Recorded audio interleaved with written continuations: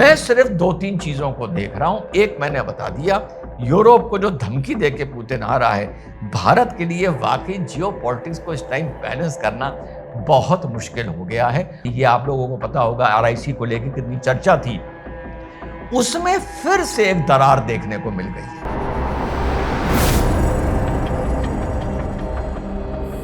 Hello, नमस्कार, सत श्री अकाल, अस्सलाम वालेकुम। कैसे हैं जनाब? दो बड़ी खबरें। एक तो पुतिन भारत जो आने वाले हैं आज 6 बजे, 4 और 5 दिसंबर को लगभग 30 घंटे का यह दौरा बताया जा रहा है, इस पर अभी बात करेंगे।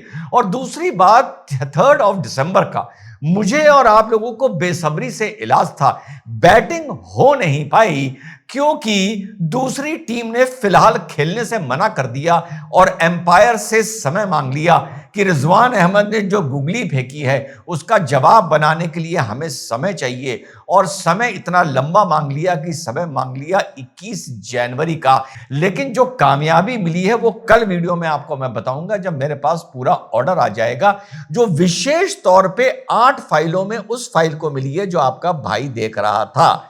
अब बात करते हैं पुतिन की। जो पुतिन भारत आ रहे हैं, इस दौरे पे आने से पहले की घटनाएं ज्यादा इंपॉर्टेंट है साथियों। आने से पहले पुतिन ने जो यूरोप को डराया और धमकाया है, खुली चेतावनी दी है कि अगर यूक्रेन के साथ जो हमारा सीज फायर या एग्रीमेंट या सेटलमेंट हो सकता है उसमें यूक्रेन को प्रवोक ना करो। अगर करना चाह रहे हो या युद्ध करना चाह रहे हो तो हम तैयार हैं। यहां तक बोल दिया है कि 2 मिनट में सब खत्म हो जाएगा, कुछ नहीं बचेगा। ये इस विजिट से जो पुतिन की भारत की हो रही है उससे पहले की ये घटना वाकई बड़ी दिलचस्प और बड़ी खतरनाक है। और जैसे ये हालात डेवलप हो रहे हैं, वाकई साथियों, माने या ना माने, इस टाइम भारत के लिए या नरेंद्र मोदी के लिए जियो पॉलिटिक्स को बैलेंस आउट करना वाकई साथियों बहुत मुश्किल काम हो गया है। 4 और 5 पुतिन दिल्ली रहेंगे, पोस्टर लग रहे हैं, सजाया जा रहा है, दोस्ती की बात हो रही है, हिंदी में और रशियन में पोस्टर लगे हुए हैं। एयरपोर्ट पे पहुंचते ही पुतिन सीधे जाएंगे प्राइम मिनिस्टर के निवास पर, वहां पर इनका एक इनफॉर्मल डिनर होगा। डिनर में फिर और बात होगी, करार की बात होगी। और फिर कल संभवतः साथियों यह माना जा रहा है कि सारे एग्रीमेंट पर हस्ताक्षर होने के बाद एक जॉइंट प्रेस कॉन्फ्रेंस भी होने की संभावना है। जो अभी तक खबर है साथियों, 7-8 इनके जो डेलीगेशन आ रहा है, इसमें 7-8 important ministers like defence minister, finance minister, foreign minister, agriculture minister, health minister, ये सब आ रहे हैं। और जाहिर सी बात है, जितने मिनिस्टर आ रहे हैं उतने करार तो होंगे ही। लेकिन सबसे महत्वपूर्ण 2 करार हैं। एक तो जो मॉड्यूलर रिएक्टर न्यूक्लियर एनर्जी को लेके जो करार की बात हो रही है वो बहुत महत्वपूर्ण है। लेकिन इन सब में सबसे ज्यादा जो महत्वपूर्ण करार जिसकी दुनिया को भी और भारत को भी इंतजार है, वो क्या होगा? वो होंगे डिफेंस एग्रीमेंट्स। S-400 की और कितने स्क्वाड्रन या बैटरी भारत लेने जा रहा है? S-500 के लिए जॉइंट प्रोडक्शन में करार कोई होता है, नहीं होता है? ऑपरेशन सिंदूर के बाद आप देखिए कि फाइटर प्लेन को लेके या मल्टी रोल फाइटर प्लेन को लेके भारत के दिल में अभी भी कुछ असमंजस है। आप लोग देख रहे होंगे, हम ये भी ले सकते हैं, वो भी ले सकते हैं, इसको भी देख रहे हैं, उसको भी देख रहे हैं। लेकिन 400 और 500 यानी S-400 और 500 को लेकर कोई भी साथियों डाउट नहीं है जो ऑपरेशन सिंदूर में कामयाबी मिली है। अब इसके साथ Su-57 की भी बात होगी कि इसका भारत में मैन्युफैक्चरिंग होगी या नहीं होगी, इंटरनल कोड आपको सोर्स कोड मिलेगा या नहीं मिलेगा। 2 चीजें यहां बड़ी महत्वपूर्ण हैं। और एक तो ब्रह्मोस को लेकर जो बात हो रही है, तो देखो, सुन रहे हैं अभी कि ब्रह्मोस को अपग्रेड किया जा सकता है, ब्रह्मोस को और लाइटर और छोटा बनाया जा सकता है। क्यों?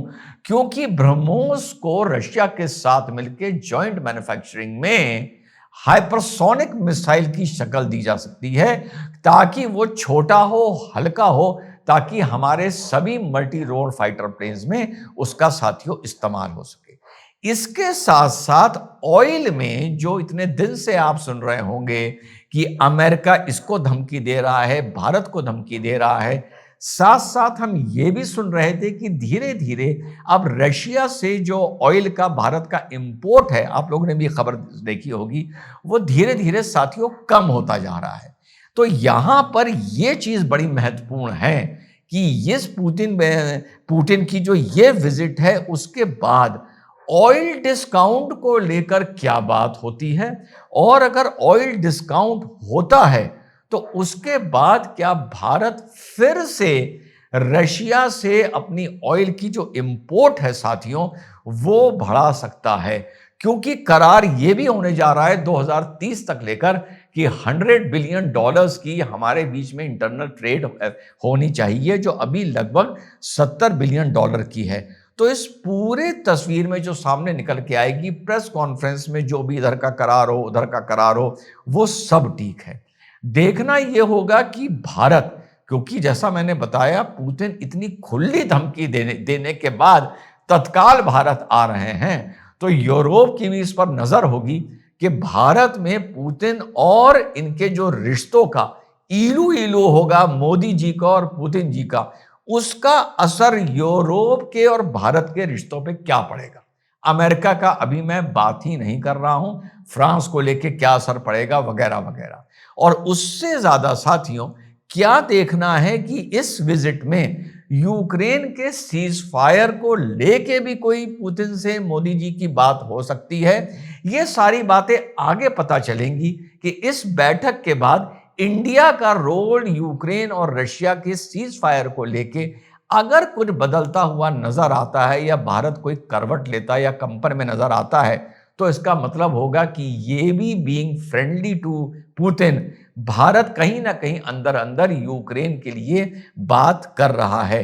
तो कुल मिलाकर अभी सब अटकलें हैं, किसी को देखिए कुछ नहीं पता है क्या है। मैं सिर्फ 2-3 चीजों को देख रहा हूं। एक मैंने बता दिया, यूरोप को जो धमकी देके पुतिन आ रहा है, भारत के लिए वाकई जियोपॉलिटिक्स को इस टाइम बैलेंस करना बहुत मुश्किल हो गया है। और दूसरा, जो डिफेंस को लेके एग्रीमेंट होंगे, उससे पेट में दर्द किसको होगा? उससे पेट में दर्द जाहिर बात है कि एक बार डोनाल्ड ट्रंप को फिर से होगा। ब्रह्मोस हाइपरसोनिक की तरफ जा रहा है नहीं जा रहा है, यह देखना है। फाइनली भारत Su-57 को ओके करता है नहीं करता है, यह देखना है। और ऑयल में गिरावट होती जाती है धीरे धीरे, या पुतिन के डिस्काउंट देने के बाद भारत फिर से ऑयल लेने लगता है, और फिर वो 500% टैरिफ की बात और वो ट्रंप की धमकी, देखना होगा धरातल पर कितनी भारत को असर करती है। तो कुल मिला के साथियों ये भी हमें ध्यान रखना होगा कि जो बात कुछ दिन पहले हो रही थी, कौन सी बात? RIC, रशिया इंडिया चाइना, बड़ा डिसअपॉइंटमेंट है कि जिस तरह से चाइना हरकत में आ रहा था, चाइना के फॉरेन मिनिस्टर इंडिया आ रहे थे, एम्बेसडर बयान दे रहे थे अमेरिका के अगेंस्ट, एम्बेसडर ये भी बता रहे थे कि अमेरिका बुलिंग कर रहा है, हम सबको इसके साथ इसका मिलकर जवाब देना चाहिए। आप लोगों को पता होगा RIC को लेकर कितनी चर्चा थी।